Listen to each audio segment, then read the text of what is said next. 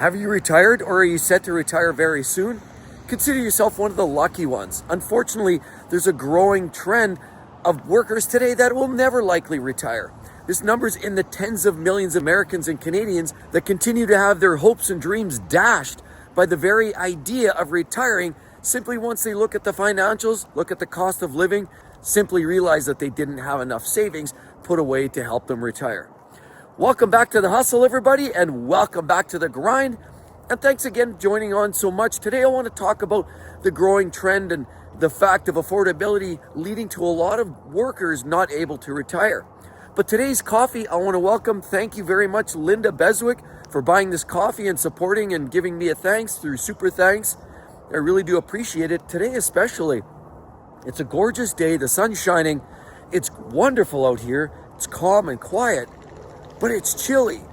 It's probably in around that 40 degrees Fahrenheit right now, maybe 7 or 8 degrees Celsius. It's a chilly day. It's beautiful, the sun's shining, I'm seeing the birds still out here, the water's not frozen, but it definitely is chilling, and this hot coffee is going to really work out nicely. But I want to run down some statistics about some of the startling numbers that I'm hearing and people that are pretty much giving up hope on retirement. But there is a little bit of a shining star at the end of this, because I do want to talk about a story of a relative here who I spoke to on the weekend that has a different take and another perspective. And I've also had that similar perspective. You know, I haven't always considered the fact that maybe I couldn't afford to retire. I mean, there's always a consideration that by the time I was ready to retire, maybe the cost of living is literally skyrocketed out of reach. And we know that, in fact, sadly, is the case for so many people today. But as we walk along here and we're enjoying the peace and serenity of essentially retirement, or what my idea of retirement is, I can't help but think I've never regretted a moment of my life. I can't even believe those that are not considering retirement in some form are absolutely making a mistake. Because what are we working for? When we retire, we think about, sitting on the beach. We think about all those relaxing times. But retirement actually means something different for many people. For some people, it means basically hiding out, watching TV all day long, maybe visiting the grandkids, going for that ice cream, but otherwise a very quiet, peaceful, serene existence. For other people, retirement, like one of the relatives I spoke to on the weekend, doesn't see retirement being so much like that. Rather, it's just doing something different. It's taking that step back from that job you've had, that corporate grind that you've had maybe for 30 or 40 years, and saying, you know what, I need a wholesale change. I need something to spice up my life, maybe something with less stress, something with maybe less accountability, and something that I just show up, put on my boots, and just have a little bit of good time, meet some people, make a basic income, close some gaps with income, as well as the network part of existence in the workplace. And that's all a lot of people are looking for. They don't necessarily all want to just shut the lights off. There's a variety of different scalable attitudes people have when you talk about retirement. For me, retirement isn't about watching the paint dry. Retirement is taking that step back. Retirement is doing the things I want to do when I want to do them. A little side hustle certainly has helped. But the idea of retirement, in many cases, for many people, just seems like a diminishing idea. It's a sad state of affairs when we think about how many people no longer have the ability to retire in any way, shape, or form. An analysis by Pew Charitable Trust suggests that as many as 30% of the population over 59 simply don't have any money saved, nothing available for the future. And I know that's on the US side, but in the Canadian side of the border too, almost everybody I speak to now who's possibly in their 30s, 40s, and even early 50s look at life and say, you know what, it's just simply too expensive. Their savings is minimal. And even with some of the public pensions like Social Security, many people openly admit that that's just a cherry on the cake. And most experts would suggest that that's literally not enough to live on. Most people, even if you don't have debt, even without a car payment or a mortgage payment, even the amount that you're likely getting from Social Security isn't enough to survive for most people these days. And many experts believe that by 2034, that pocket of cash in Social Security may almost run out. And even if it hasn't, there's many people who may actually be scaled back as much as 20, 30, 40%, leaving poverty even a deeper hole for many people. The sad part is over 50% of the private sector businesses don't offer any kind of additional pension support for workers. And so we're seeing a growing trend, and with as many as 70% living below poverty line, making just under $40,000 a year, do not have any kind of extra support from their particular employers. And this is very, very sad and startling statistic, and these numbers are growing at an alarming rate. What doesn't help either is the fact that AI is coming in and it's eating up and slowly gobbling away on a lot of those lower paying jobs, those lower end jobs. I mean, those are going to even start snaking and laddering their way into the corporate world. A lot of the white collar jobs, a lot of the white collar jobs today that are, analyst based or anything that's more administrative are likely going to be just slowly displaced by AI. And unfortunately, that means less and less of those jobs that might have actually had that type of support, financial support, pensions, and that is dwindling away at an alarming rate. So sadly, as many as 56 million private sector workers strictly will not have any kind of extra pension outside of Social Security. We're feeling the burn on the Canadian side as well, where clearly less and less people have those extra benefits. Back in the day, you'd put in $1, the employer would match that dollar. Those kind of things, like even the 401ks, the matching dollar for dollar, definitely is something that is dwindling away. And unfortunately, with 70% of the retirement assets buried in business and buried within their space, it leaves the vast majority of the private sector workers in a tough spot. So where are people expected to get their money from, and how are they expected to retire? The truth of the matter is many of them aren't. Well, again, this goes back to what is retirement in your eyes, in your perspective. What do you think of retirement? What do you think you want to get out of retirement? And everybody has their own take on it. And so the idea is like that amazing race. See, retirement for me isn't like the finish line. And when we think about retirement as a finish line, these numbers, these daunting numbers of maybe not having those savings, it seems to be less daunting. Well, a lot of people get down and out about it. They'll never be able to retire. They'll never be able to shut it down. That is a sad, sad, stark reality, and an increasing one. But for a little, just a hint of optimism here for a second. After I've spoken with a few people and certainly some relatives recently that are of the retirement age, they're taking a little bit different approach of this. I mean, I look at retirement a little bit more like The Amazing Race. That TV show where there's these different stages. They've got to get their ticket and they have to go through a series of challenges and land into their next location. Once they get there, they finally, hey, we made it. But they're not done the race. See, they get their ticket, they get their next set of hints, and then they realize where they're at and how they rank with everybody else. And unfortunately, that's a big part of how we live our lives. That's the only way we can rank ourselves. You look at by the age of 30, by the age of 40, by the age of 50, how we hold up, with our savings, our 401s, our mutuals, our RSPs, our, all of those numbers. Then we could start putting numbers to paper and see how we rank. But it's not the finish line. To me, retirement isn't the finish line. That's the beginning of another stage. Just like The Amazing Race. It's another opportunity to take on another set of challenges. See, because that's what this retiree, this relative of mine, we were having a good conversation about this, how some people will have that endless amount of cash flow, big pensions, defined benefit pensions, 401ks, saving, RSPs, TFSAs, money. The fact remains is a lot of people that actually have large pensions will never spend it. Many give a lot back to taxes because there's no way, you can only shelter so much, and a lot of it ends up going back into the public coffers. It's a sad state because a lot of people underspend, and while a lot of people have a problem with not having those money, there is a possibility. Remember, this is a third phase in life. And, I like to say have a plan, work to that plan. Try to get to the retirement phase, but retirement isn't about the finish line. It's about the next stage. And for me, looking at retirement, I'm looking at that third stage being doing different things. I might go grab a little side hustle, do a little side job, part-time work, spend some time with the family, do different things, spend more time traveling. But that's it. I have all these ideas and I'm engaging in a lot of them. But that's the point. And that's what a lot of people will have to start considering. Maybe they won't just shut it down. Maybe the idea of that romantic idea of sitting on the beach and, playing in the sand with their grandkids and grabbing that ice cream and going for a ride on their tandem bicycle.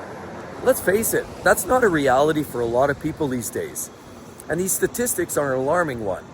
When we're hearing more and more people strictly unaffordable, the affordability just is not there for many people.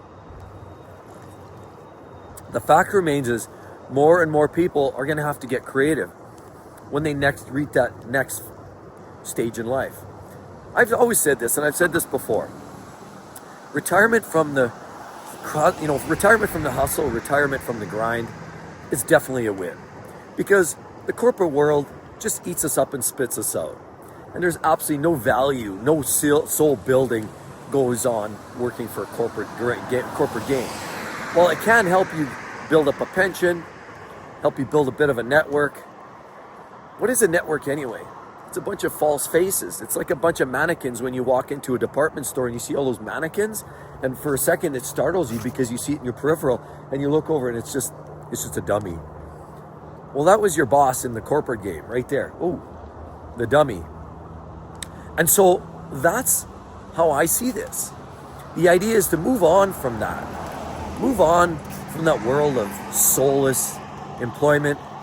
You pay your dues. You've spent your time. I've spent my time, and I don't necessarily regret any of that. I enjoyed the work I did. A lot of my team I really enjoyed spending time, working together, troubleshooting, and building even a lifestyle. So I don't regret anything.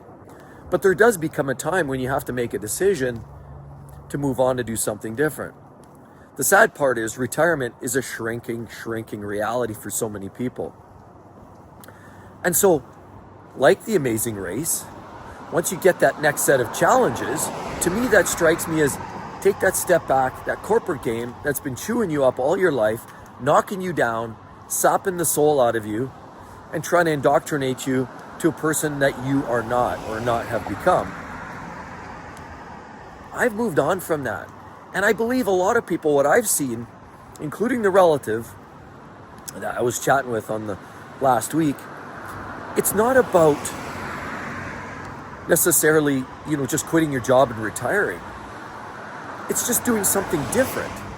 We had a great chat, and this was honestly, it was a great conversation because, if there's one thing that we pretty much agree on, it's the fact that 40 years of the same thing gets boring, soul-sapping, but moving into something that maybe is a little more passion-driven. I openly admit it. I love cars.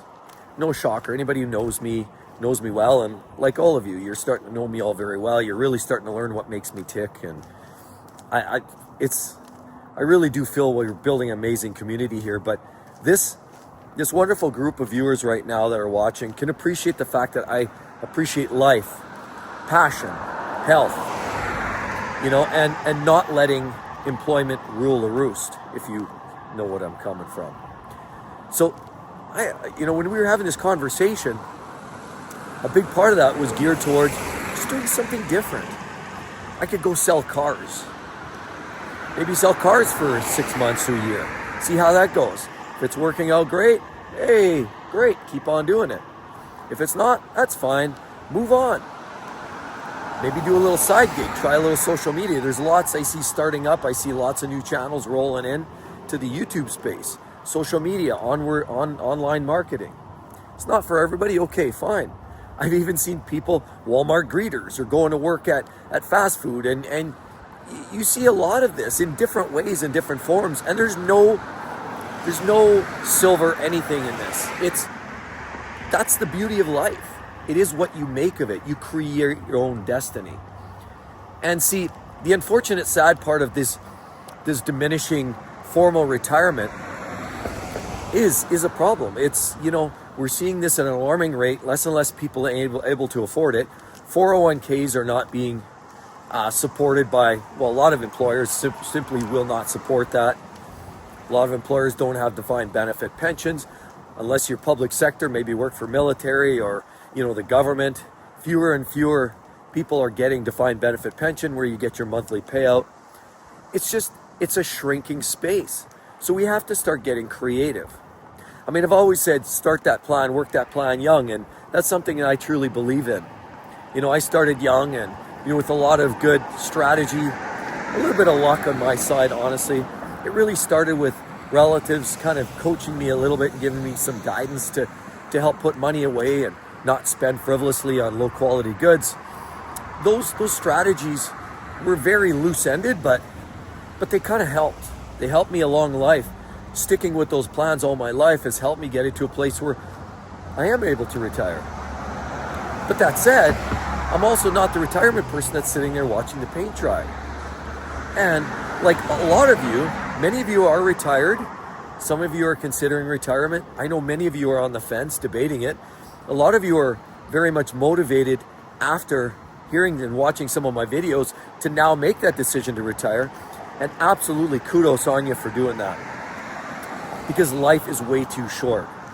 But again, retirement is what you want to make of it. It can be relaxing. It can be R&R. It could be spending more time with the grandkids. It could be doing that world tour. You want to do some travel? That might be your experience now. Because when you're working for a corporate gig, they quite often have a lot of your holidays even formalized. You can't leave for more than 2 weeks in a row. Or if you're a supervisor, a manager, a director of said department, you might not want to be that far away. A lot of times these managers, directors drop an expectation that you always have the phone near you, even if you're on holidays. It's ludicrous, but this is happening. So while retirement may be in the cards, like it was for me, many it's not. But I want this to look like a little bit of a silver lining. It gives you the ability to reinvent yourself. I mean, rather than look at all of these cars and trucks driving by, and these guys all going to the hustle, all going to the grind, all chasing what they consider to be the American dream, which is to have that big house, to have that expensive car, to actually have that big job and that title, when most of that really just does not matter. What matters is you're living your life. So retirement, like the Amazing Race, in that next phase could mean it could be all downhill. It might be a downhill. It might be on level. It might be full of snakes and ladders and leaps and bounds. It might mean lots of travel overseas. It might mean a lot of different things. But if there's one thing that I can say, on a positive note, life is what you make it. And at this point in my time, as long as I've got enough to get by, be happy, spend time with the people I want to spend it with, try to work on the health and try to be better every single day, then to me, just like the Amazing Race and the next phase coming to an end, I've made it. Thanks again, Linda, so much for the beverage. Again, it's going down great. It's a little chilly out here today. You see the flag there blowing in the wind.